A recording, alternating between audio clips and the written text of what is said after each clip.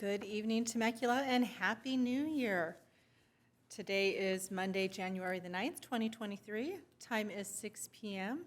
I am Catherine Sizemore, Chairperson for the Community Services Commission, and I'm calling this meeting to order. First call of duty, I would request Vice Chair Commissioner Adi to lead us in the Pledge of Allegiance. My honor to lead the first pledge of the year. Ready, begin. I pledge allegiance to the flag of the United States of America and to the republic for which it stands, one nation, under God, indivisible, with liberty and justice for all. Thank you, Vice Chair Adi. And it is our honor and privilege tonight to welcome our two newest commissioners to the commission. But before we call them commissioners and welcome them, we are going to ask for our city clerk, Randy Joel Olson, to go ahead and swear them in. Gentlemen, do you want to go ahead and meet me at the podium here? Yeah, you can just, preferably not jump, preferably walk over to the podium. Yeah, you can do it at the same time.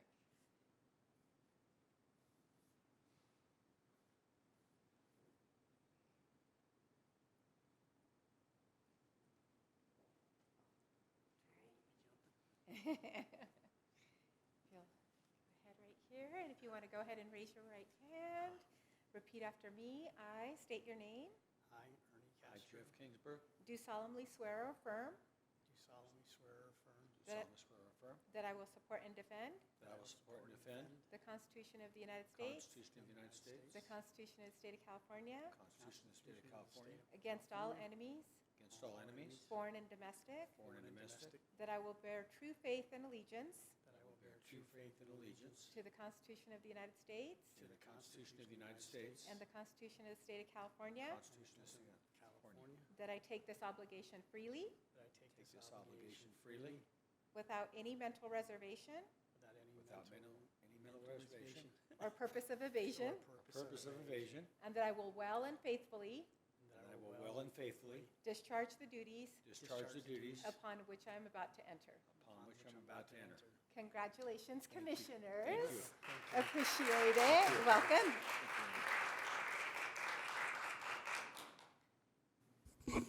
Thank you, Randy. Yes, thank you, Randy, for joining us tonight.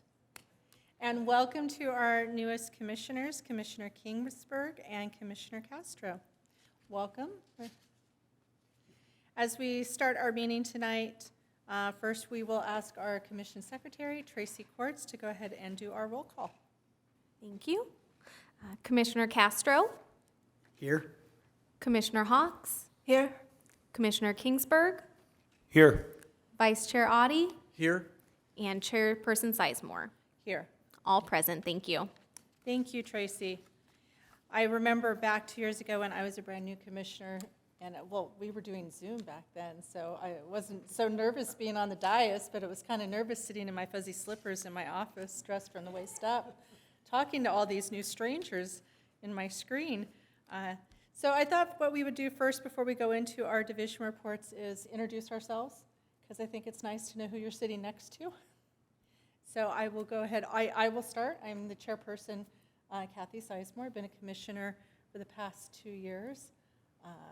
I'm very involved in the community with Boy Scouts, small business owner, involved with the Chamber of Commerce, and I love being involved with community services. It's probably the department that I feel has affected my family the most. So it's an honor to serve here. Vice Chair? So I'm Vice Chair Gary Adi, and I've been here since 1989 and done it all. So I think just been involved with the school district mostly, ended my career here and retired, and I've gone back and worked part-time there.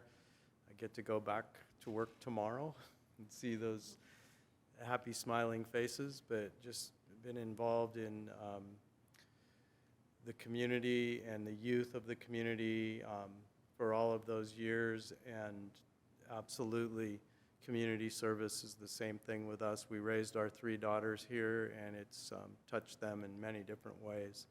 So welcome, new commissioners. Welcome, Commissioner Hawks. My story is a little different. I came to the United States on a full scholarship to earn my PhD in molecular genetics. That is my American dream. But my life has never been dull. I went from being a full-time cancer research scientist to a stay-at-home mom to a homeschool mom currently. And I always enjoyed volunteering or serving in our community. I am an active member of Toastmasters. I've served as club president and area director, and I'm currently the president of my HOA. And I also served on the school board as a board member. So I started on this commission a year ago. And I really enjoyed being part of the community and being on the commission to be able to go into the communities and serve our community. And welcome aboard. Yes, welcome Commissioner Castro and Kingsburg. I'm looking for you, Commissioner Kingsburg. We'd love to hear a little bit about who you are. Sure, thank you, Chair Sizemore. I am a longtime member of the community myself. I've got a couple years on Commissioner Oddie. I moved here in 1987 and have lived here ever since. And my wife and I raised our 2 adult daughters here, and again benefited greatly from all that Temecula has offered. So I'm looking forward to giving back the community in this capacity. I am a recently retired school teacher here in TVUSD. I taught for 35 years in the school district and am retired in June. And I am currently still connected to schools, and then I am coaching, assistant coaching girls basketball at Great Oak High School. And it's kind of interesting because I have been telling city staff today I taught a lot of years at Temecula Valley and then even more years at Chaparral. And so now I've gone full circle and still involved at Great Oak. But I'm really looking forward to working with all of you, and just really proud to serve our great city. Thank you. Thank you, welcome. Commissioner Castro? I've lived here for almost 18 months. Prior to that, I lived in Virginia. I worked for the federal government for about 35 years, and we got tired of the cold weather and decided to move someplace warm.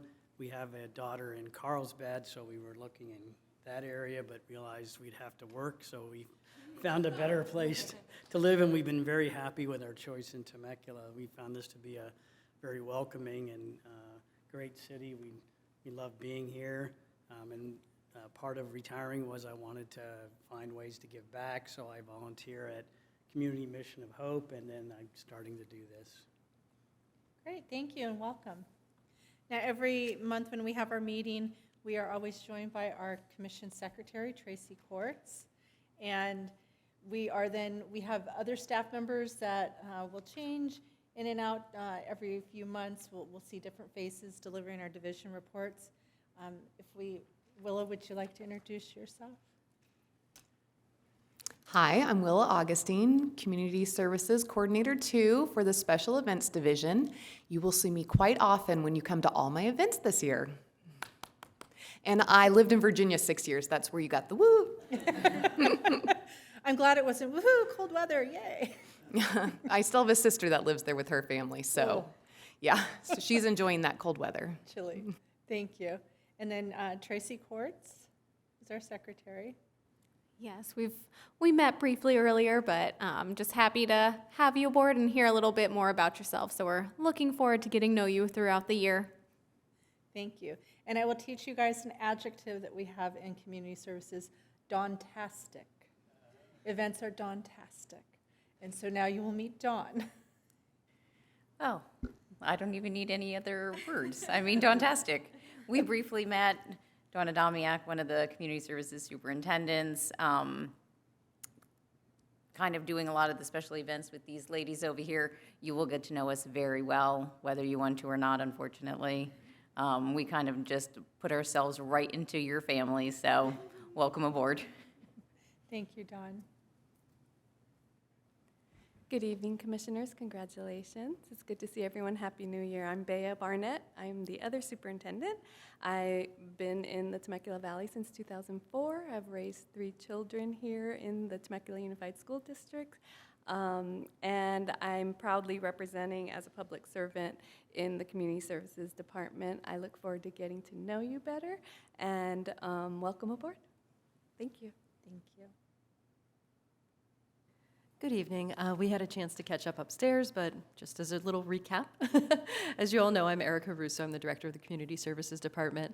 Not sure if everyone knows my background, but I actually grew up in rural Ohio, moved all over for a variety of reasons, some good, some not so good, and then settled out here in Temecula in '06. So I've been out here since then. I've been working for the city since '08. And I've had the pleasure of working in a number of different capacities, including working at the theater, working for events, working contract classes, before landing in admin, and then that's what got me here. So anyway, very excited to have our 2 newest commissioners on board, and really looking forward to this 2023. And we know we have a lot of big things planned for the department. There's a lot of great CIP projects, capital improvement projects happening. We have a lot of facility projects going on. We will have tons and tons of signature events, not to mention all of the things that we do every day, day in and day out to serve this community. So very excited, looking forward to 2023. Thank you, Erica. And as we, before we move on to our division reports, just wanted to remind our commissioners that the mission of our community services is to review and make recommendations to the City Council concerning the Parks and Recreation element of the general plan, and to work with the Temecula Community Services District, the Temecula Valley Unified School District, and the other city departments and community groups to provide parks and recreation services and programs for the community. The first item on our agenda is to take any public comments. Tracy, do we have any public comments? No, we do not. All right, thank you. We will dispense with the reading of the rules and move into our division reports. For our newest commissioners, during the division reports, we will have opportunities where our commissioners can ask questions. So when we get to a breaking point in the reports, we will go ahead and ask for all of our commissioners if they have any questions of staff to clarify any concerns you might have. So you can be prepared for that. And delivering our division report tonight, I believe we have Willa Augustine. So before Willa starts, I'd just like to provide a little bit of context here on the division reports. So earlier upstairs when I was meeting with our 2 newest commissioners, I was explaining that, in community services in Temecula, we have an unusually broad umbrella. In a lot of cities, it's a little bit more narrowly sort of parks and recreation focused. And the way I like to describe it to people who are sort of coming in fresh to this is that we really have 3 large categories, kind of like super divisions, in the department. And I would say one is kind of that traditional parks and recreation, which includes our events, classes, activities, aquatics, sports, and so forth.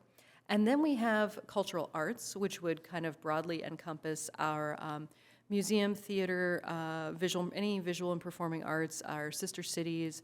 I would say the library is kind of under that cultural arts, conceptual category. And then the third category we have would be human services, which, while we don't engage with human services at the same level that like a county would, where you're actually providing, well, I shouldn't say direct financial assistance, because sometimes we do have grant-funded programs where we do that, but where a county's providing, maybe behavioral services, family law services, we don't get that granular. But in our human services, we provide senior services, inclusive services for our special needs individuals, youth outreach, workforce development, education development, and homeless outreach, I would sort of put under human services. But because we only have a couple of people each day, or each commission meeting who are going to give this report, we pick 2 people, and the way we divide it is usually 1 from each of the superintendents groups. So our 2 superintendents are Bea and Dawn, and typically we'll have 1 representative from each of their teams. So I just offer that to explain that there's no real neat division where we could say it's going to be this category, that category, because we have kind of 3 broad areas that describe what we do, and then within that we have like 13 actual divisions and 2 superintendents, so it is very messy mathematically. So that is why we pick 2 of our team members each time, usually 1 from each side of each superintendent, who give this report. Okay. With that, good evening, Commissioners. As you just found out, I'm Willa Augustine, Community Services Coordinator for Special Events Division, and I'll be presenting the first part of our commission report. So let's splash on over to aquatics. And good news, we are hiring. Recruitment for lifeguards and water safety instructors is now open. Also, we had 35 out of 50 lap swimmers finish the 100-mile swim program in 2022. An update on the CRC building renovation: 3 walls of the chemical equipment storage room were rebuilt, and the floor and the roof are being updated. And finally, during the month of December, the aquatics team worked on CPR skills, including compressions, resuscitation breaths, AED training, and multi-rescuer response. Now let's karate chop our way to contract classes. We had over 30 different classes and camps offered during the month of December, including things like basketball, pickleball, yoga, and screenwriting. Next, it's time to put on your hard hat, and let's see what's happening at the Community Recreation Center. And I say that because the CRC is temporarily closed for renovations and construction is underway, including demoing the restrooms and showers and electrical and plumbing work. So it's getting very exciting over there. Now let's cruise on over to the skate park. Our next scooter jam will be Saturday, January 21st from 9 a.m. to 11 a.m. and will include music and refreshments. A big thank you to our scooter zone for donating prizes and giveaways. Next, let's tick-tock on over to the teen zone and see what the scuttlebutt is around the water cooler. Unfortunately, the CRC Teen Zone is temporarily closed for renovations as well through May 2023, but do not worry. You can still get your Teen Zone on at the Ronald H. Roberts Temecula Library and the Temecula Skate Park. Also, we're still providing Teen Zone seasonal theme boxes for $10 a box. Heading over to homeless outreach, our team was able to facilitate 6 street exits this month, adding a total of 84 street exits for 2022. On December 1st, staff was able to help a transient reunite with his family in Michigan, and on December 5th, staff was able to help a client enter a treatment program. More encampments have been identified, and cleanups are currently being scheduled. Turning the page over to the library, we had many well-attended programs such as the Cookies and Kids Craft Program and the Elf on the Shelf contest. Coming up soon is Crochet for Beginners on Thursday, January 26th, in case anyone's interested. Next, let's take a hike on over to parks. The Temecula Duck Pond aeration system was replaced with a high-efficiency system, and 7 new trees with personalized pavers have been planted at various parks as a part of the Remembrance Tree program. Jogging on over to sports, our local recognized youth league, TVSA, is currently in All-Stars. Youth league baseball and softball tryouts are coming up on January 14th. We also have registration coming up for city adult kickball and softball leagues.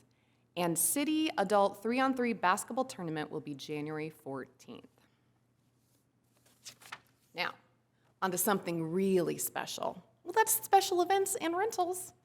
We enjoyed both a ribbon cutting for the Welcome Center and the grand opening for Temecula on Ice on December 15th. The Welcome Center has seen 380 visitors since we opened on December 1st. We had somewhat may call a grape list drop on New Year's Eve. It's okay. And later this week will be registration day for upcoming Temecula Rod Run. Now let's draw back the curtain to see what the theater has been up to. And they've been up to a lot. Temecula Valley Players started up their month with a holiday favorite, A Christmas Carol, boasting 10 shows and over 3,000 patrons entertained. The Southwest Women's Chorus presented the 23rd annual Christmas in the Air concert featuring sing-alongs for the whole family with just under 300 patrons entertained. Resident company, Fine Arts Network Theater Company, in collaboration with the Ballet Studio, produced the Nutcracker Ballet. Many of the 9 shows were sold out, boasting over 2,700 patrons entertained. And finally, we welcomed 68 residents to the theater just last Saturday for the free master dance class featuring Reverb Tap Company under the direction of critically acclaimed artist-director Leah Silva, based out of Southern California. Then we enjoyed a sold-out performance of Reverb Tap Dance Company as they debuted a new piece, The Space Between, directed by Leah Silva and presented by Temecula Presents. Moving on to Showtime at the Merc, we continued with our At the Merc series, including 13 shows such as country, jazz, speakeasy, classics, and Brazilian and Latin jazz. We welcomed back Chris Mosey, Hendry, and Johnny Miller. And Brazilian and Latin jazz at the Merc had a special performance featuring Along for the Ride, a group formed by musicians from Brazil, Mexico, and the United States. And this concludes the first section of our report, and we're available to answer any questions you may have. And thank you. Thank you so much, Willa. It's a pleasure to have you here with us tonight. And that was a very enjoyable report. Thank you. Willa, really quickly, what was your degree in? My degree was in communications, and my minor was in Bible. Okay. I thought you did broadcast. That's why I was like, Well, communications is very broad. yeah. And every semester you can take any type of class under that. So I did broadcasting, I did radio, I did television, I did film, I did theater. I had to figure out where I wanted to be, and I ended up with marketing and advertising and public relations in the end. That was my emphasis. Okay, just checking. I knew there was some broadcast in there somewhere, so. Very enjoyable. Thank you, Willa.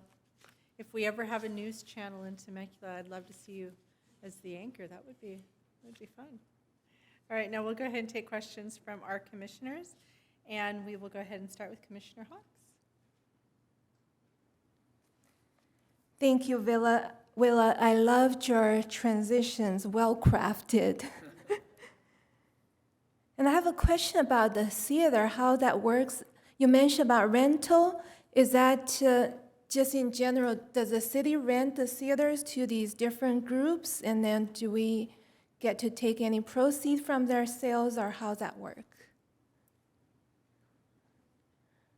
I'm just going to answer on behalf of the theater, although it's under Dawn. I originally started at the theater in 2005 when it opened, and yes, we have rentals to outside groups of Temecula to inside Temecula. So there are different rates based on if you're nonprofit, for-profit, inside Temecula, outside Temecula. The way it works is that we charge a rental fees and staffing fees and so forth. The ticket money is received by the ticket office, and then a settlement is performed that following week. So the rental fees are deducted, so we accept all the monies first, and then we cut a check to the rental company if there's any proceeds that go to them. But we've been renting the theater since it opened. We have resident companies, outside agencies, and then, of course, anytime the city, the chamber, the Visit Temecula Valley, or ourselves, if we use it, obviously we don't pay for it ourselves, but it's part of offering to the city. And then occasionally we'll have free events there as well. So if the show has more, like one of them sold out for 9 shows, do we get more, or we get the same amount? We get the amount that it costs to rent it for 9 times, plus Okay. the staffing, plus the equipment, and then the excess of the funds go back to the producer. Thank you. Thank you, Commissioner Hawks. And we will start with next is Commissioner Kingsburg. Thank you, Chair Sizemore. A couple things. It was interesting to hear about the Remembrance Tree Program. And I mean, I'd like to see trees planted. That's a great thing. Looks like they're over at the duck pond. And could you tell us a little bit more about that? Yes, so with our Remembrance Tree Program, we accept applications all throughout the year, and we have 2 planting seasons, one in the spring and one in the fall. So the community members doesn't necessarily have to be a Temecula resident. They can fill out an application, choose a tree and a tree location. So we do have a few that are planted at the Duck Pond and other various parks like Ronald Reagan Sports Park, Friendship Park, things like that. So with that, whenever we receive an application, it comes directly to myself and I review it with our Public Works Superintendent, Stacy Fox, who I'm sure you'll get to know over the course. We review the application, determine if the tree is suitable to be planted at that park, just depending on certain requirements. And then from there, once our deadline comes up, we'll order the trees, plant them, and then each person is able to order a personalized favor if it's in memory of a loved one. And we do also have the option if someone were to adopt an existing park or an existing tree, and they can also order a personalized paper for that.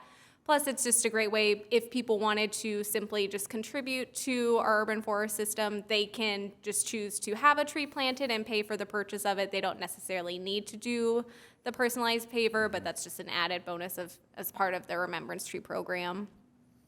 Oh, wonderful. Thank you for sharing that. And then just a comment, and I guess a bit of a question as well. I mean, as you're going through that, it's just really impressive. I know sometimes the holidays, entertainment options can be slim. You know, things seem to slow down at the holidays. Entertainers want to take time off. And I know we have the holiday programs, but again, it just shows the number of people impacted. It just shows the number of events and the number of opportunities residents and people who live nearby have. And then I also appreciate in your presentation how there was a total impact there in each slide that shows the total number of people impacted.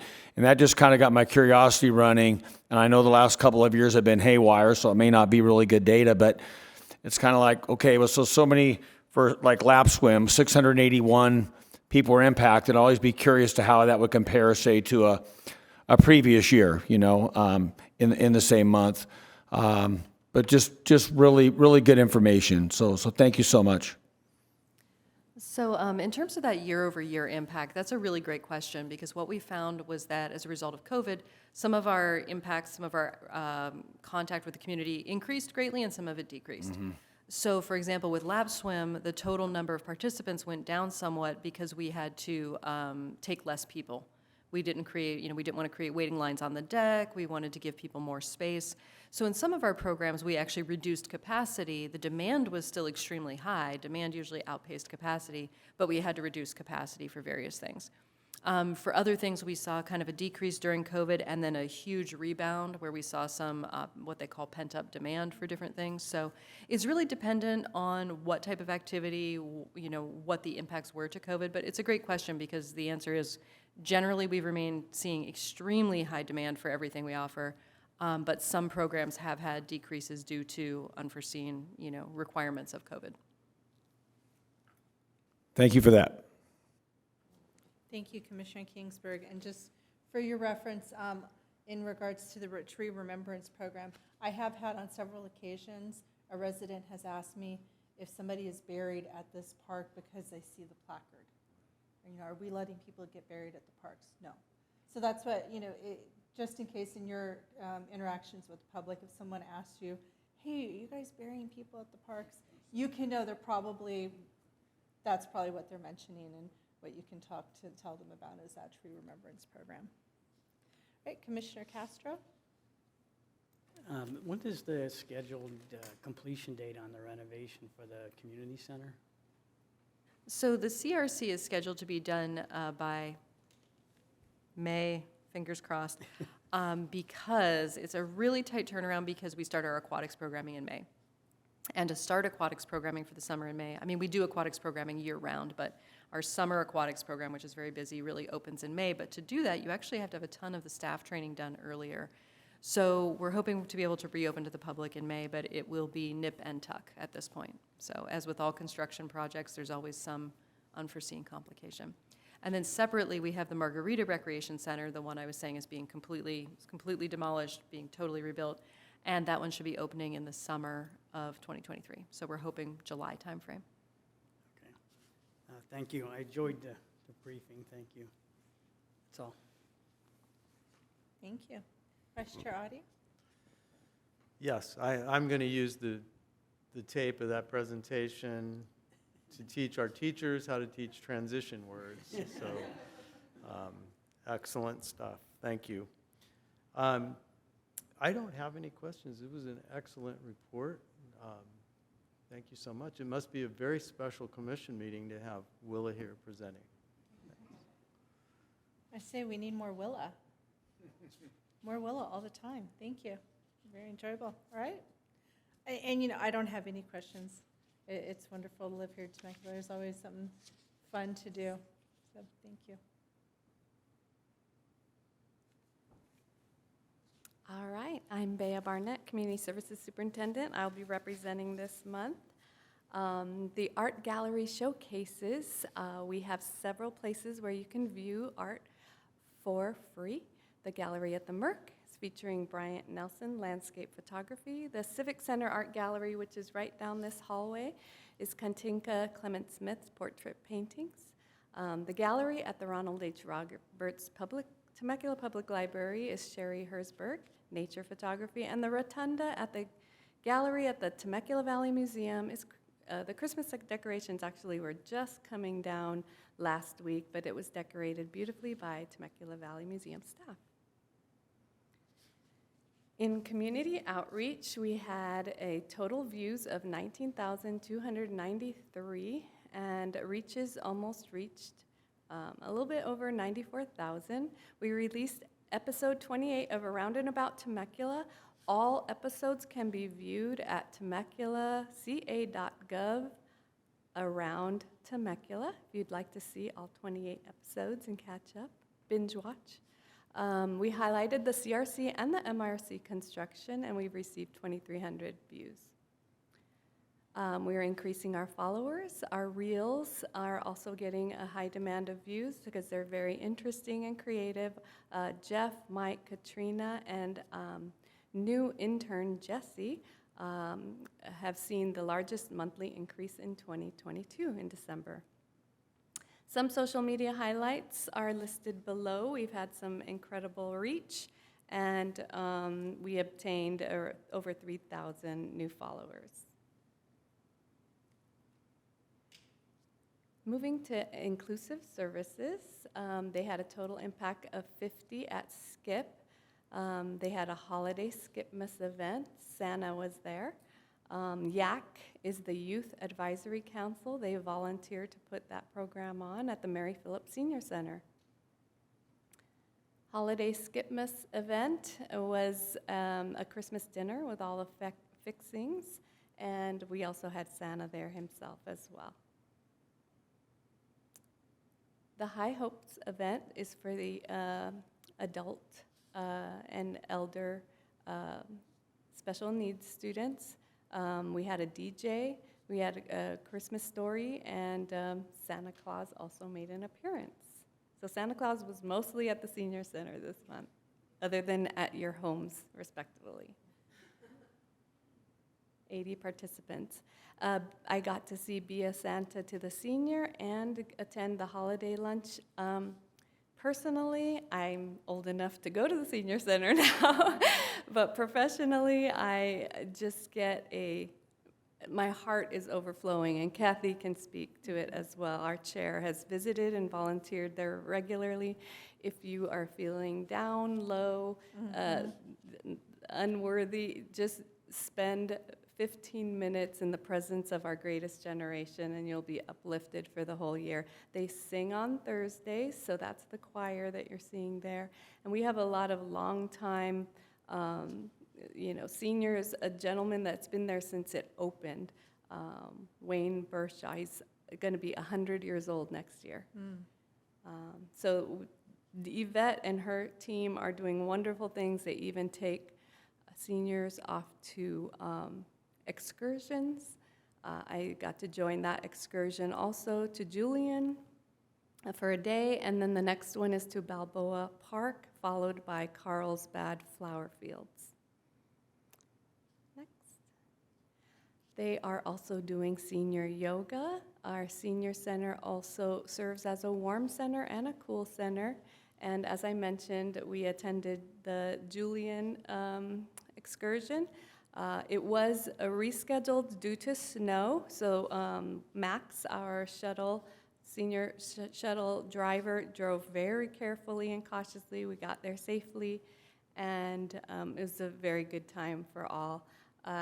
We sang, we did scavenger hunts, it was a lot of fun. So I like to attend to get to know some of the seniors I didn't know, and I got to speak with Marilyn, and it's just a fun bonding time off-site for seniors gone wild field trips in Julian. Oh. All right, moving to the Temecula Valley Museum. The Cultural Connections exhibit is upstairs on the second floor. It's a Temecula Sister City art exchange with our sister city, Daisen, Nakayama, Japan. You'll see a lot of beautiful artwork shared, different media there. Our curator had an interaction with Mr. and Mrs. Dean Norris, new owners of the Swing Inn Cafe. If you don't know, Mr. Norris is a well-known actor. He was in Breaking Bad, several movies. They purchased the Swing Inn property and are now displaying some original photos from the museum, and they have credited the Temecula Valley Museum as providing historical prints. Our second Saturday cultural celebration continues. It started in January of 2019. Every December, we celebrate Christmas around the world, featuring all of the countries during that year that we highlighted. Next. And with the programming, our emerging artist mural was painted by the community. Bigfoot Graphics, Tony Moromarco, outlined the artwork, and then the community painted it at Art Off the Walls. And then Temecula Sister City sent us a beautiful hagoita from Daisen Sister City. It's this panel that you see there. We painted ceramic tiles and gifted them by the Temecula families back to Daisen. Although during COVID we haven't been able to visit each other, we hope to get that back going on, hopefully this year.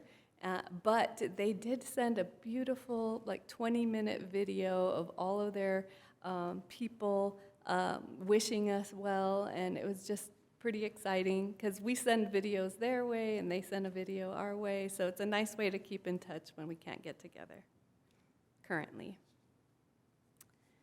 And then the Emerging Artist Mural is going to be unveiled this Wednesday at 5 p.m. It celebrates Frederick Douglass's birthday and American Black History Month. It was created by homeschool artist Maya Hill. There's also an Ikebana demonstration on Saturday, January 21st, traditional Japanese flower arranging. Then the next exhibit is Tattooed and Tenacious. It presents the history of women and tattooing in early California. The gallery at the Merck reception, Art Off the Walls, is every first Friday at 5:30. That takes place at the gallery at the Merck in front of the theater and the lot on Main, which is immediately to the left between the Children's Museum and the theater. And then our second Saturday cultural celebration for Saturday, February 11th, we'll be celebrating New Zealand. At Workforce Development, we had a Young Women's Career Conference that I also was happy to attend with Councilmember Marianne Edwards. 150 female high school students participated. Students discussed their future career and professional goals with 15 female industry leader mentors. If you'd like to see that, it's on the YouTube channel, along with many of the city council and commission meetings where they're all archived. So that is an honor every year to participate. And after meeting a couple of students there in December, they came back for a tour of City Hall.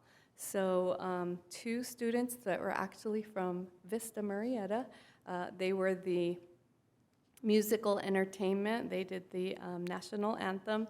They requested a tour of City Hall and got to, meet and greet and see everything that we had to offer. So I was really impressed with them taking the initiative to come and follow up and get to know City Hall. This concludes our full report, and we're available to answer any questions you may have. I just want to say that the Cultural Arts Divisions of Arts and Culture, Community Outreach, and Museums nearly served 87,000 as a monthly impact in totality. Thank you. Wow. Thank you, Bea, for your report. It's a joy to have you here with us tonight. And Bea is absolutely correct. I say that the Mary Phillips Senior Center is like the house of joy in Temecula, because I've been there for the High Hopes events, I've been there for the senior events, and I always leave feeling happy. In fact, I remember going into, I think it was the Cinco de Mayo event, I was grumpy going in, and I remember turning to Bea and being like, I needed to be here today. This is what I needed. Made my day great. So thank you. I'm going to go first with questions so I don't forget. Question, Bea, the video from the sister cities, where could one view that? Yes, I have a link to it. It just arrived. I shared it with Erica for exec staff. I'm not sure if it has gone up yet, but I can certainly share it with all of you like tomorrow, because I have it. It's just a YouTube link. Okay, I'd love to share it. You know, we love Japanese culture. Yes, and it is captioned, but not all the captions are accurate, so it Okay. reads a little bit awkward at places, but you can get the gist of it. It'll be good. I'm working on learning Japanese right now. So I know a few words like summer and drink and alcohol.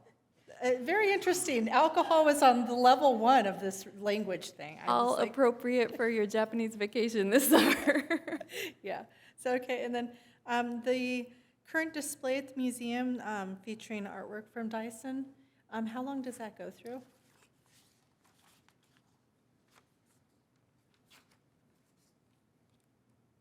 It closes on January 22nd. Okay. All right. Thank you. If you haven't had the chance, I highly recommend you go see that. It features some pieces in shigirie, which is this Japanese art of torn paper. And it is just, like, seeing pictures of it just can't do it justice. When you see it in real life, like, the subtleties of the color and the texture is just, it's astonishing. I was really blown away by the quality of the art. Okay. I'm planning an afternoon with my son, and we're going to go to get ramen and go to the display. But now I'm thinking I might wait and do that on the 21st, so then we can see the Ikebana demo also. So it'll be a fun afternoon. All right, thank you. And now we will go ahead and take questions from our other commissioners. We'll start with Commissioner Castro. I don't have any questions, thank you. Okay, thank you. Commissioner Kingsburg? No questions, just a couple of comments. Outstanding report, appreciate it. I mean, I see we have public art available in 4 different areas. That's great. The senior programs, great to hear about those. I hope to get over there and check that out as well. I think that's really critical. And finally, seeing all those young women out there, you know, as a father of daughters and now being a grandfather, see those all young women out there, 150 of them strong at City Hall. That is just awesome. And so I'm really pleased to see the city be able to demonstrate the capacity to host a larger number of students like that. And so the coordination with our schools is something that I would really value, or I do value, I should say. So thank you so much for sharing all that tonight. Thank you. Commissioner Hawks? Thank you, Bea, for the report. A few questions. The first one is I remember some report about the reels, and I really enjoyed one of the reel about the Temecula on ice. Yes, the time lapse. Yes. And who made that video? I believe that was filmed by our IT department. Okay. And then Mike Morey helps to edit as well. Yeah, that looks really good. Looks very professionally done. And another question with the sister city, is that mainly a culture exchange, or do we have other things going on with them? It's cultural, economic, it's also, we have them visit, so we have host families on either side. We have sent students before to Japan, students have come here, Usually they arrive in July and December, a student delegation in July and a more educational contacts, the mayor, other businesses that want to learn from our businesses here, wineries, et cetera. So it is on every level, cultural, traditions, education, economic interests. And then that has been going on for, it'll be 30 years in 2024. Wow. Thank you. And the last day, the women's conference, is that the event put on by the school or it's in combination? It's Charles Walker coordinates with all Okay. of the local high schools and some homeschools, and these students that were from Vista were the entertainment. So it's mostly Temecula Valley High School, Chaparral, Great Oak, and then other, homeschools. But Charles Walker coordinates that, and then his youth entrepreneurs are the ones that run it. So students are producing an event for other students. Yeah, I thought that's really good. Maybe in the future, I don't know, is this the first time? Or? No, it's been going on for Okay. about 8 years. I think Mary Ann started it when Okay. she was a mayor, and then she has been there every year, and she hopes to continue to participate as well. Yeah, I thought that's a really good outreach to the community, the youth, and maybe even can open it to boys. It's called the Women's Career Conference, but Right, and it's just open, the so it's high not limited, again, like the STEM program. It was the girls STEM, now it's youth STEM, so we see that mostly women are coming, but it's Okay. open. Thank you. Okay, thank you, Commissioner Hawks. Vice Chair Audi? Thanks, Bea. Again, it's a special night to have Bea do the report. Outstanding. I think the thing that jumped out on that report is how inclusive our culture and arts program is. I mean, just that presentation showed the spectrum of how many groups we are reaching and how we present the cultures of all around the world. So that was special. I do have a quick question, and maybe I probably ask this question once a year. How is it coming with a potential second sister city? I think that when you talk about that 30-year history we have with Dyson Nakayama, and for those of you on the commission, right before the pandemic, we had the 25-year reunion, and to see some of those people again who had visited our schools and so forth at that reunion was very special. So I just would love to see that, reach out to another part of the world and bring that to Temecula. I just want to know how that process is going. We're in early talks. We got direction from the city manager's office to begin researching cities, although it is a process because there is a Temecula Sister Cities Association, so we have to also coordinate through them. So right now, it's not like just pick a city out of the hat. There's a process, an application, a subcommittee. So there are layers to this process, but we have begun incubating that. We did previously have another sister city that is now an emeritus sister city because they had a change in mayor, and we were with, I can't pronounce it, Leichendam. Forsberg? Vorburg, yeah, Leichendam Vorburg for also another 25 years. So it's not just something that's easily turned around, but the talks have begun and the list is gonna start. But what we would like to find is maybe a similar wine region internationally, something that has comparability in size and scope to Temecula, to not just pick a city random. I think that's an awesome idea. All I would ask again is that we are informed of how the process is going as it goes along. I do think as an advisory commission, we'd love to have that information and be a part of it. Absolutely. As we report to the subcommittee, we will also provide all the information and Great. recaps to you as Glad well. to hear it's rolling. Yes, it's beginning. Thanks. Thank you. All right, thank you for those reports this evening. Moving along on our agenda, the next item is our consent calendar.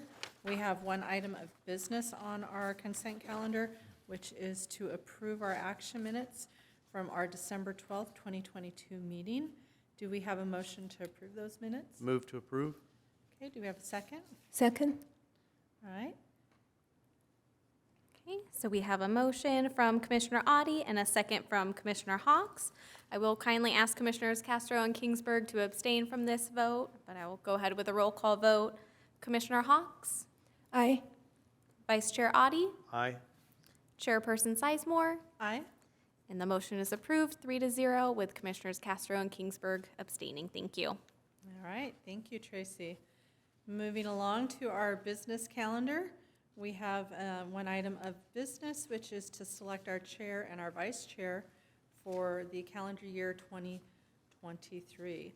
So let's go ahead and I will open it for discussion or for motion.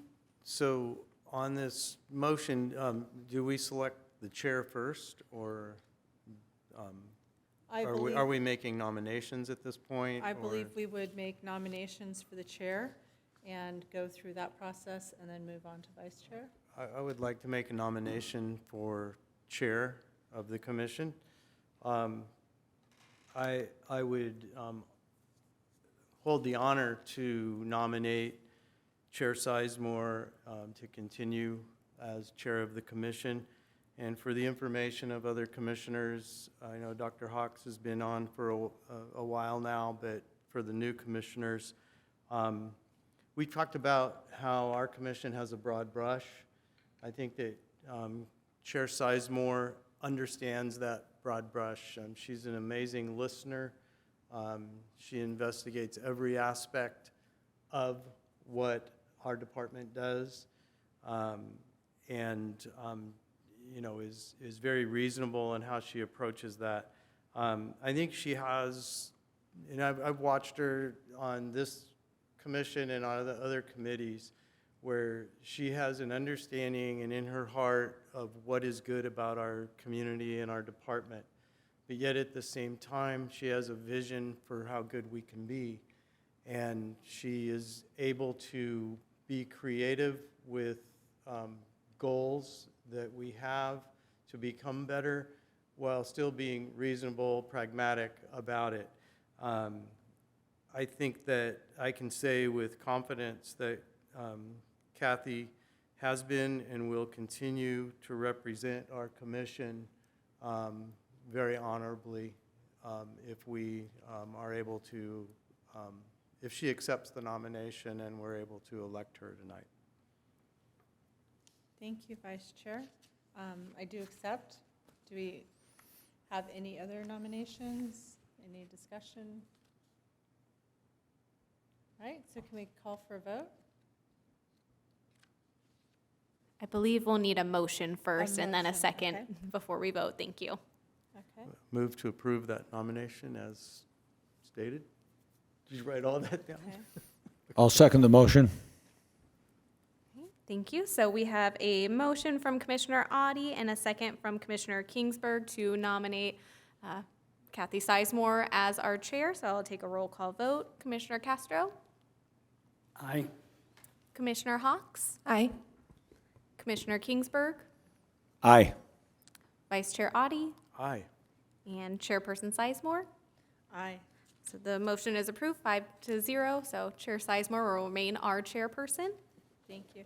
Thank you, Gary, or Vice Chair Audi. I appreciate that. Thank you, everyone. I love community services. I love what we do. And I do look forward to moving our division, our commission and division forward as we seek to accomplish some goals that we've set out for ourselves for this next year. So thank you. Moving along to Vice Chair, I am going to nominate Commissioner Audi for Vice Chair again this year. I have enjoyed working with him. He has a longer history than me here with the commission. I really appreciate what he brings to our commission in regards to active transportation and our trail system.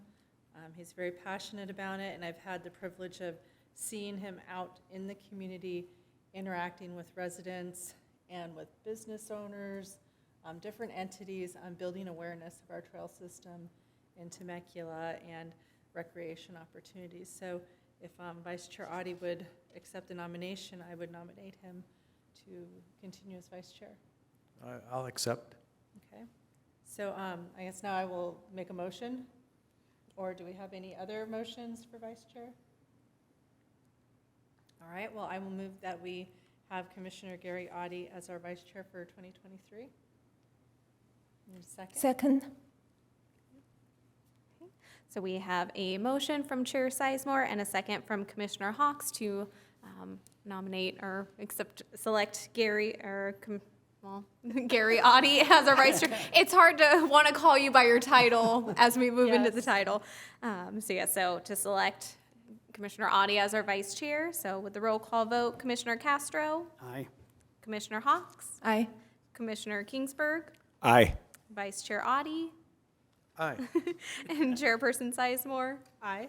So the motion is approved 5-0, and Vice Chair Audi will remain Vice Chair Audi. Thank you. All right, thank you. Thank you. It's my honor, and thank you, Chair Sizemore, for the nomination and the kind words. Thanks. Thank you. Thank you. And I know I get confused sometimes too, Tracy, with titles and stuff. And I don't care if you guys just call me something nice. It doesn't have to be chair, just as long as it's something nice, okay? All righty. Next, we will have our director's report. Before I begin the director's report, I believe, Chair Sizemore, you had an item you wanted to place on a future agenda. So would you like to just introduce that now under business, and then the secretary can make a note for the future agenda? All right, I wanted to go ahead and see if we could add to perhaps our next month's agenda or March's, however that works out. Just a discussion, we did this last year, just confirming what the mission of our commission is, and also kind of discussing if we have any theme or any idea, any project or Maybe some priorities for the and commission? some priorities for our commission. I know when I've visited other commissions, they've talked about what our theme for this year is. And I'm like, oh, I want a theme. But I think it would be good for us to just kind of discuss what it is our priorities are. I know each one of us brings our own flavor to the commission, our own passions and areas that we like to contribute to, and I think it would just be nice to have a discussion to make sure that we're all in line with what the priorities are and make sure we're in line with the mission. And I also want to make sure that we're supporting staff however they need to be supported. So, Duly noted. Thank you. okay, so we'll add that to future agenda. Okay, so, sorry, Vice Chair Audi, did you have? I just think it's a great idea. I'm looking forward to it next month. Excellent. Okay, so with that, I'll do the director's report. First of all, I'd be remiss if I didn't welcome our ready Commissioner Eric Faulkner here in the audience. Commissioner Faulkner, always nice to see you. For our two new commissioners, you will become very used to seeing Commissioner Faulkner. He is a regular at many of our events, often drops in on our meetings, and has been a presence on the Ready Commission since it was formed. So we're very fortunate to have him here this evening. Thank you. Thank you for being here. Other than that, I just wanted to thank the team and thank all of you for 2022. It was a busy, sometimes chaotic year. We had a great year. We got a lot done, but we're really looking forward to 2023. I think there's a lot on our agenda. Like I mentioned earlier, we have several new capital improvement projects. For those of you who might not be familiar, the city's as a whole capital improvement program is the largest it's ever been, and it's larger than any other city in the state of a comparable size, and it's larger than many much larger cities. I think we're at $770 million for the current CIP, so it's an absolutely humongous capital program for a city of our size. In addition to that, the city distributed some federal funding it received, so not to get too boring into the details, but the city received ARPA funding of about $14.4 million, A lot of cities use that ARPA funding to plug holes in their operating budget or their general fund. What we did instead was there were certain allocated categories where you could just categorically, you were allowed to use ARPA funds. One of them is public safety. So what we did was we used the ARPA funding, we applied it to these categorically approved categories. I think it went 100% to offset the cost of public safety. But then unlike most other cities, what the city of Temecula did under the council's direction, which was really spectacular, was they then took that $14.4 million out of the general fund and said, well, now we have this much savings, we can reinvest that in the community. So it went through a fairly elaborate process of approval through I want to say it was the Fiscal Services Ad Hoc Subcommittee. I mentioned to our two new commissioners that the city of Temecula does a lot of work through subcommittees. That's also not super common. But it went through a lot of staff research, a lot of recommendations. It went through the Fiscal Services Ad Hoc Subcommittee multiple times. They came forward with a series of recommendations, which then went to council, which got some feedback, which went back to subcommittee. After a very arduous process, they settled on a way of dispersing that $14.4 million back into the community. And that covers everything as diverse as reinvestment into our local businesses, developing grant programs for local businesses to enhance their own digital presence, to enhance their our small business development center over at the incubator. And in our case, a chunk of funding went to homeless outreach, and another chunk of funding went to expand our workforce development programs, including those that focus on special needs communities. So you'll be seeing an expansion of the programs under Charles and Yvette. I'm sure they'll be coming back in to give you guys some updates on that, which we're very excited about. And then under CIPs, as I mentioned earlier, some of our biggest projects, the Margarita Recreation Center is being completely rebuilt. It will open this summer. The CRC is being huge renovation. Renovation barely even describes what's being done over there. A new splash pad will be added. That will be reopening. If, you know, as we used to say in Ohio, God willing, and the creek don't rise. That will be reopening in May. In addition, we'll be breaking ground on a pickleball complex, which will make a lot of people on social media very happy. Over at the field we call the Pit, which is at Ronald Reagan Sports Park. We'll also be working on the skate park and starting a renovation of the hockey rink. There's a renovation of the St. Mary Phillips Senior Center.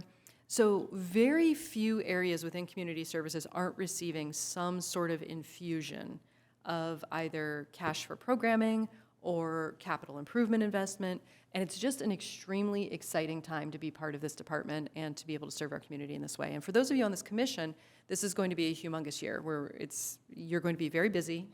You'll have a ton of events to attend, and we will have ribbon cuttings galore, groundbreakings left and right. It's going to be a great year for community services. We're very, very excited about that. That said, just on a somewhat personal, professional note, I just wanted to touch briefly on the topic of our young women's programming. So we had two dedicated young women's programs. One was the Junior Women's STEM program, which focused on young women in junior high school. This was developed about 10 years ago in response to the administration at Abbott Vascular coming to us and saying, we're having a hard time finding women in the STEM field. What can we do to help develop young female professionals in the STEM field? And after some discussion with them, they decided that one of the most impactful things we could do is actually start at that junior high school level. Because junior high is when you see a lot of stratification between what boys and girls excel at. And we see it something as silly as the pump track and the skate park. If you look at the pump track and the skate park, a lot of times like with skateboarding, you will see roughly equal participation in young women up until roughly junior high school age. And then you will see young women, girls, fall out of participation and the demographic shifts. So you go from something, I'm just going to make up numbers here, but in skateboarding you might see roughly 50-50, maybe 55-45 in young kids. You go out there, you see like little 6-year-olds. You're going to see roughly equal participation. By the time they're about 11, that's going to drop substantially. You might be at like 90-10 by the time they're in high school. So that program was started at the request of Abbott Vascular specifically to address that need that they saw in their workforce. They're looking at a workforce that was predominantly, overwhelmingly male, and they're saying, hey, we want, as we look forward 10 years, 5, 10, 15, 20 years, we want to see more women being able to participate in this field. So that's where that program originated. We received some feedback, some of which came from this commission, from people who wanted to see their, boys participate in the program. So we've opened that program. It's now just the junior STEM program. And, there's a lot of arguments to be made in favor of just making everything gender neutral and just open to everybody. Totally get it. But what we see is, particularly in that junior high school age range, there's a difference, for whatever reason. The reasons are beyond the scope of this conversation. There's a difference in how boys and girls participate. And so what we see now is that program is maybe 50-50 boys and girls, which is great, but the way the boys participate typically results in the girls having less vocal participation in the program. So there are many ways to remediate that. It doesn't mean it needs to go back to being just junior women's STEM, whatever. But it is something to think about. And so when we talk about the Young Women's Career Conference, that started at the request of Mayor Marianne Edwards. Typically, the mayor gets to set their mayoral year, their mayoral theme. We've seen Temecula Safe. Usually, each mayor picks something that is of primary importance to them. When former Mayor Mike Nagar was here, he tended to focus on special needs, and he would develop programs. One year, he had the workforce, Family First, but one year he sponsored a youth workforce task force, the youth task force, that looks specifically at reaching youth with programming. Marianne, in one of her mayoral years, started this Young Women's Career Conference, and her goal was to invite in established women who were professionals in fields that tended to be male-dominated. So if you notice, we had Darlene Wetton, who's a hospital administrator. It's a very male-dominated profession. We have attorneys. We have this time we had Sergeant Deirdre Vickers from Riverside Sheriff's Office. In the past, we've had Captain Lisa McConnell, Chef Leah DiBernardo. So we tend to focus on areas in which women are underrepresented. And I just want to be very clear on that intention, because the goal is not to just create a special thing that only girls get to do and boys don't get to do it. It's very intentional to select areas where, for whatever combination of sociological, economic, who knows, cultural reasons, women are underrepresented, and to find one day a year where we have a breakfast and we invite young women in to meet women who are excelling in that field, who are established in that field. So what I would suggest, since this is the group that has, will provide advisory oversight on these programs in various points in the future, is that we think, and maybe at the next meeting or any other time you'd like to, discuss perhaps whether the goal, when we say these programs should be open to boys and girls, is that we just want everything to be open equally to boys and girls all the way along, and there should be no program which is specific to address an underrepresented need, or whether we say, if our goal is to reach individuals who are underrepresented in whatever field, is there an area in which young boys or young men are underrepresented professionally, or men are underrepresented professionally, where there might be some value in creating a similar career opportunity for young boys who might be considering a path? I would say an easy example would be allied health, nursing, a lot of the allied health fields, early childhood education, and look at that and say maybe the corollary is not to say there should be no attempt to provide playing field leveling opportunities, but that we should be very discerning and deliberate in saying, are there other areas where boys aren't getting exposure they should be? And I'm using boys and girls here only because that's what came up in this earlier topic. There may be other things where we need to address underrepresentation. That's a core component of what the READY Commission strives to do, and it's a huge component of what we in community services strive to do, just based on our personalities and who we are. And when you're caring for the community, part of that involves saying, is there an area in the community we're not serving as well? That's at the heart of a lot of what we do with senior programming. We're looking for areas in which seniors are either underrepresented or under-resourced, and we're saying, how can we resource them better? How can we provide them with more things? So I'm just tossing that out there. I will get off my soapbox now. But when we have this discussion of why do we have a program for girls only, I just want to be very clear the reasons behind it, and to say maybe the answer isn't to take that away from the girls, but it might be to say, is there some other opportunity for us to offer this to boys? So tossing that out there. As a side note, though, I will add, part of the reason why we need to be so strategic about looking at career opportunities for women is because historically women have been overrepresented in lower paying fields and underrepresented in higher paying fields.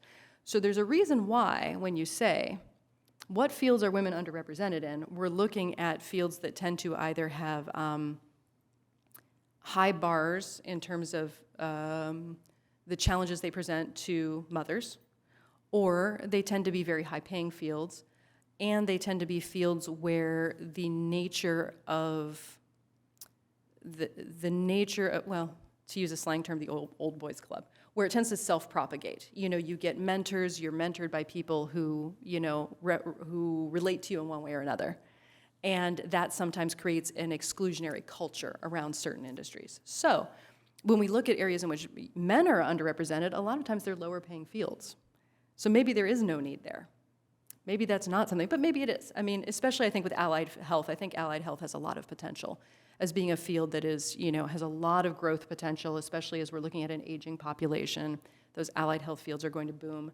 Maybe that is something where we say, hey, boys are typically underrepresented in nursing. Are there barriers to them participating in going to nursing school, getting jobs, et cetera? So just tossing that out there. It's something we can discuss at the next meeting or whenever you'd like, or never. It's entirely at the discretion of, it's entirely at the discretion of this commission. With that, I think I've talked way too long tonight, so that concludes my February 28th. Oh, yes. Actually, I'll just let Bea do that. As you know, every year we have a joint council meeting with the commission, and we have been assigned for February 28th. So at that point, it's 3 to 5 priorities and points. It's not a full presentation as we've done in the past. Tracy Courts will be working to produce some slides. So if I can recommend that when we discuss the priorities, the themes, that we kind of focus on what we want to present at the February 28th meeting. If you could all mark your calendars and please be present, that's your chance to speak face-to-face with the City Council. And the City Clerk has assigned Community Services and another department, another commission, I think Planning, on the same evening. So it's usually near the top of the agenda, but that is our assignment for this year. Thank you. Thank you, Bea, and Thank you, thank Bea. you, Erica. Thank you. And I appreciate what you've brought, Erica. I know that has been something that I've questioned before, that, you know, we have something for the girls for the career fair. What about boys? Boys want to have careers too. I appreciate everything that you shared, and it does make sense. I understand, and I'm still learning. I'm learning that inclusion doesn't just mean boy, girl, we each get fair. Inclusion has more layers to it, and I understand that. I don't want to see our boys getting left out. And so maybe there is, like you said, some area that we can look at, that we can reach out to our young men in our workforce development. So thank you, appreciate that. Going on to our commission reports. This is the portion of the meeting where our commissioners get to give reports on their past month, maybe events they've participated in, any information that they'd like to convey to city staff about things that they've observed or people they've talked to. So we will go ahead and start our commission reports. We'll start with Vice Chair Audie. Well, thank you. I think well said, Erica. I think you said a few things that stimulated some things that I'd like to have in the conversation next month.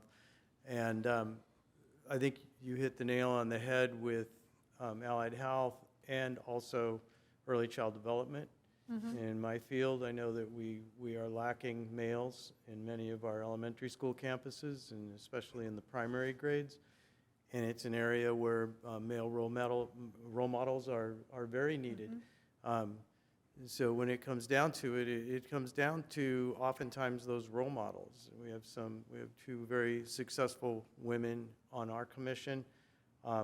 We're sitting amongst these amazing administrators of our department, and you know, you are the model for our citizens here, and we're surrounded by strong, successful women, and I really appreciate that you're here, and we see all these wonderful things we're doing, and then it's because of your leadership. So thanks for that. That was really my comment tonight, was to thank all of you again for getting us through 2022 and the previous years that were very, very rough, and getting us set up for just what is going to be an amazing year. And we have this new commission now and a new city council to take it on, and it's going to be very, very exciting. So thanks for all that hard work you did to get us here and ready for it. That's basically it, and welcome again to our new commissioners.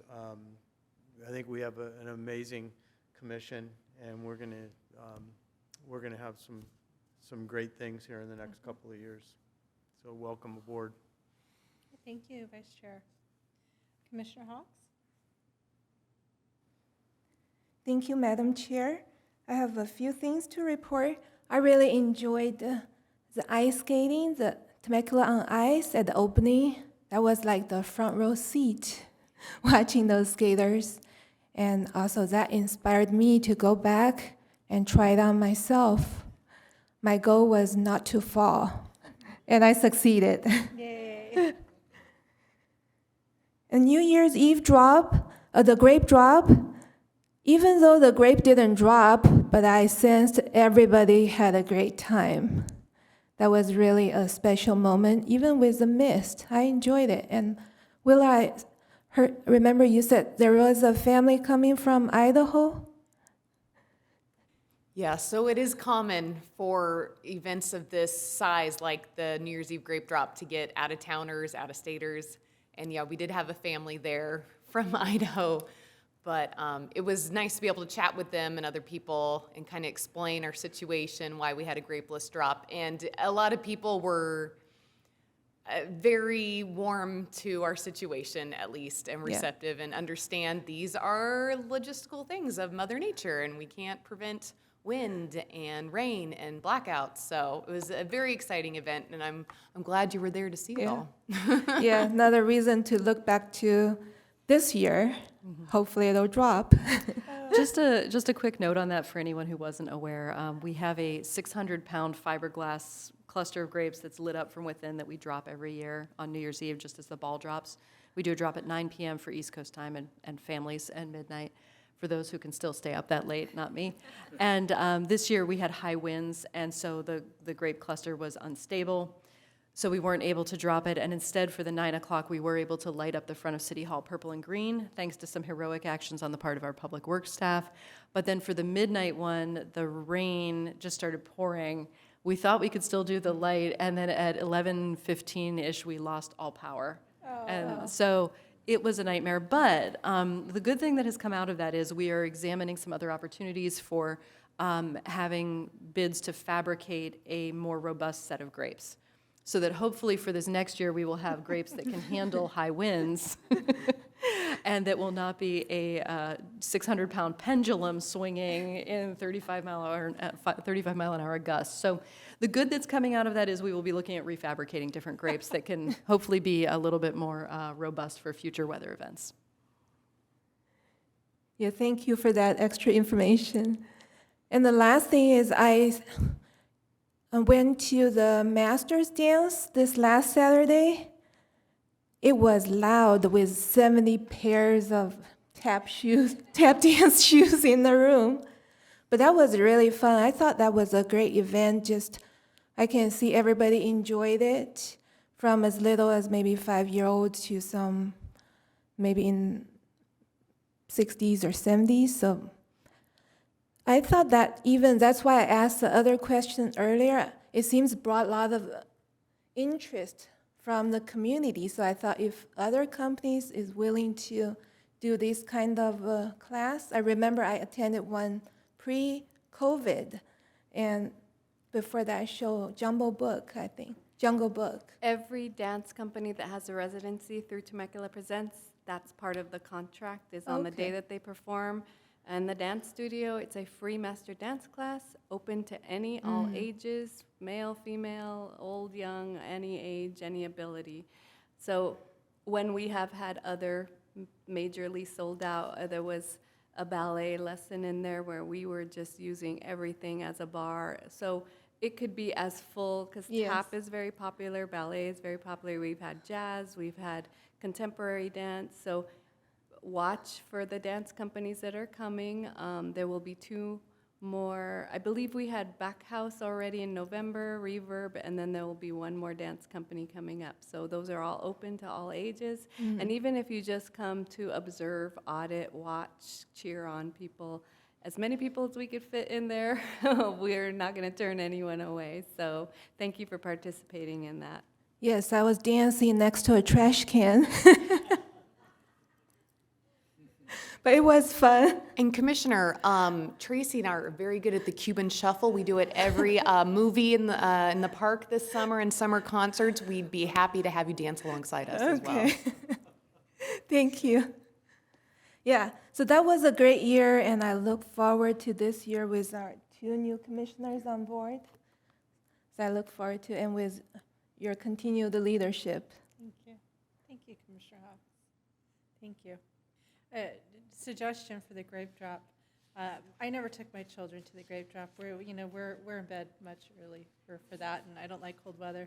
And my daughter, who is interning with you guys, saw the grapes, and she came home and she goes, they're not real grapes. All these years, Mama, I thought the grape drop was they threw a bunch of grapes over the top.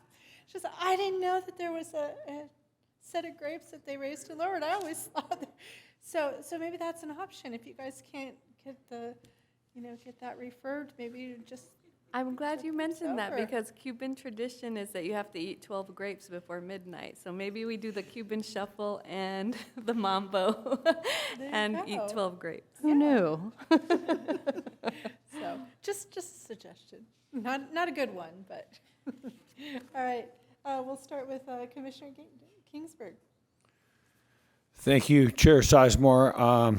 First, I wanted to thank the city staff for all your support this afternoon and the welcome you gave both Mr. Castro and I during our orientation. I also appreciate the welcome from our fellow commissioners. I did want to share that last week I did visit 2 venues here at the city that were both mentioned tonight in the presentation. I did go to the Temecula Welcome Center. I wanted to check that out, knowing that's a relatively new facility, or it's been transformed from a previous facility. And I was greeted by Brittany, and I wanted to give her a shout out at the center, who shared various literature with me that she provides to visitors. Also went over the class activity sign up, which I understand you can do in person there now if you would like to do that. So I took some samples to review of all the literature, and I also picked up a free kitchen food scraps pail, which is on display there as you walk into the left, courtesy of CR&R. And I am now well on our way to composting in our household with that. So I was glad to see that. Then I went down the street to the Temecula Valley Museum. And my host there was Isabel, and she made me feel similarly welcomed. And I felt like I was overdue to visit the museum, considering it's been there since 1999.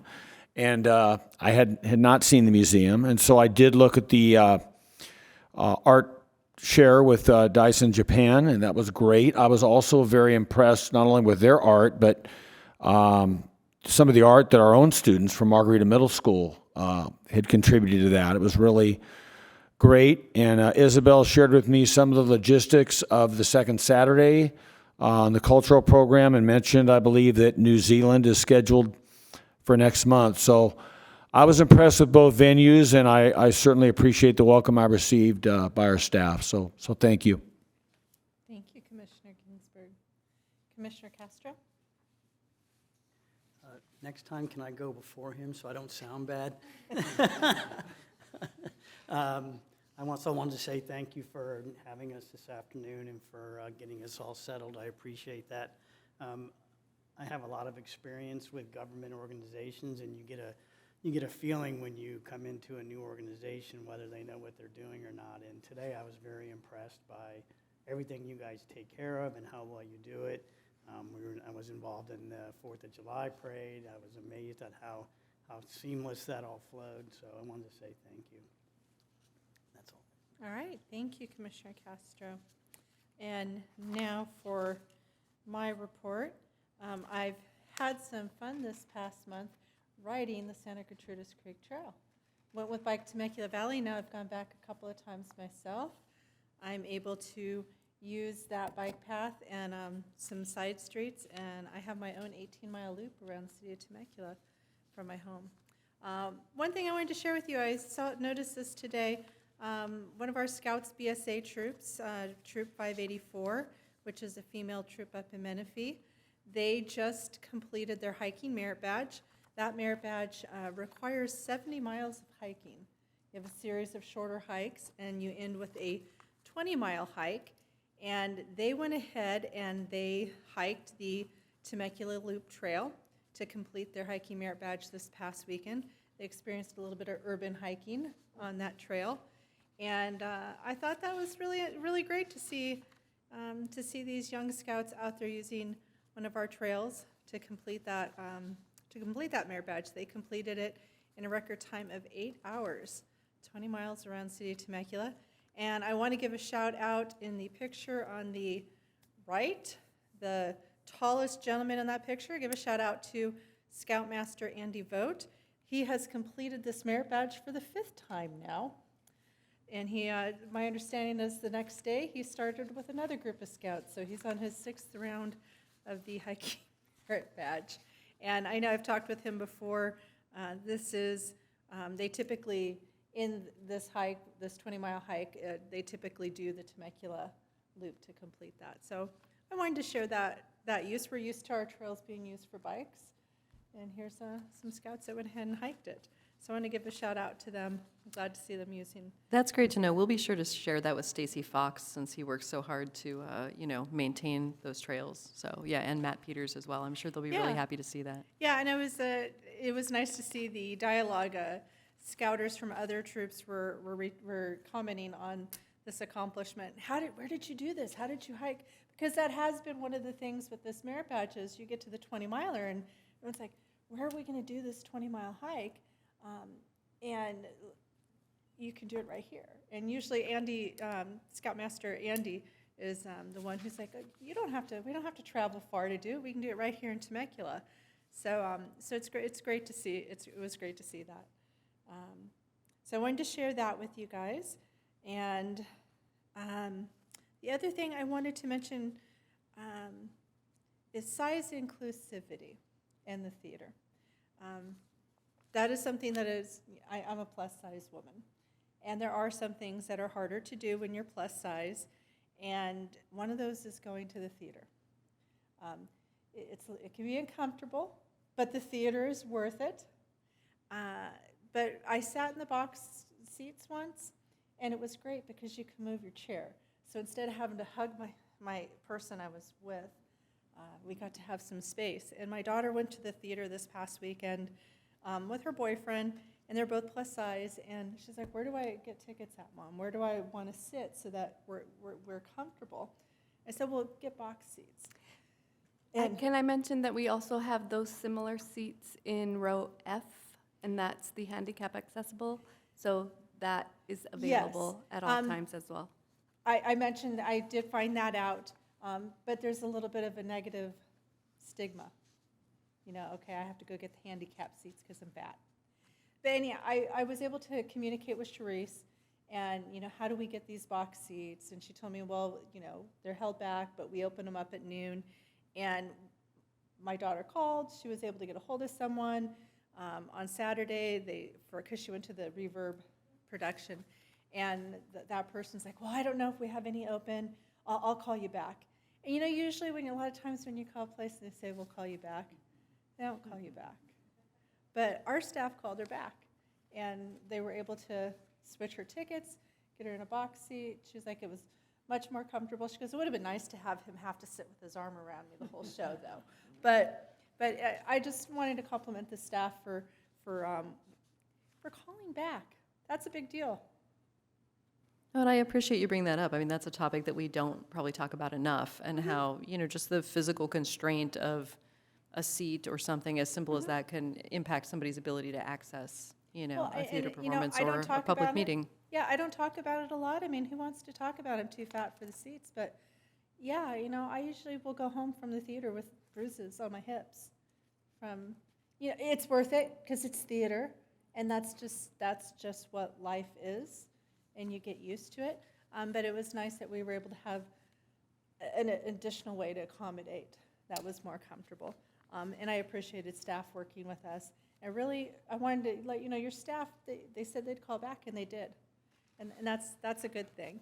So it is important to me that we look, as we talk about themes, size inclusivity this year.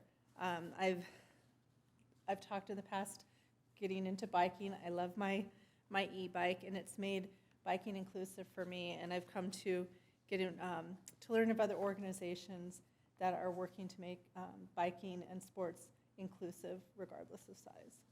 So that was something I wanted to share. Thank you. The portable skate park. Yes. Can we get an update on that? Yes. I mean, is So, anything moving forward on that? I talked to Pat Thomas about it maybe a month or two ago, so I need to check in with him to get the most recent information. But so essentially, for anyone who wasn't familiar, we're closing down the existing skating park to renovate it. It's over at Ronald Reagan Sports Park. In the process of that, we had some very vocal skaters who came into a city council meeting and said things such as, "If you don't give me somewhere to skate, I'm going to have to break into the schools and skate there." So one of the ideas Pat Thomas, who is our Director of Public Works, had, because he is a master of funding, was that we would utilize some grant funding to buy essentially like a modular portable type skate park, where it could be set up in, say, a parking lot somewhere, used as an interim basis, and then potentially reassembled somewhere else. If I recall correctly, and I don't want to speak out of turn, one of the issues they ran into was, as they were looking into this, realizing that for the cost, essentially you're not getting as much bang for your buck. Okay. And also there were some concerns about the durability of that. This idea that you could have it, put all this money into it, and then like disassemble it and reassemble it somewhere else Yeah. might have been kind of overselling what it's actually Okay. capable of doing. So I believe what they were looking at was trying to figure out if there was somewhere else we could drop in a smaller permanent skate park type Okay. facility. But I do want to check with Pat first before I Okay. commit to any specific information on that. Okay, I just, I had it on my list, and you had mentioned. No, I appreciate that. Yeah, you gave us an update on the pickleball Mm-hmm. situation, which I wanted to know how that was going. And I hadn't heard any mention of that portable skate park for a while, so. Thank you. Alrighty. Thank you very much, Erica, I appreciate it. Well, and with that, we will go ahead and adjourn our meeting. The next meeting will be on Monday, February the 13th at 6 p.m. Meeting adjourned.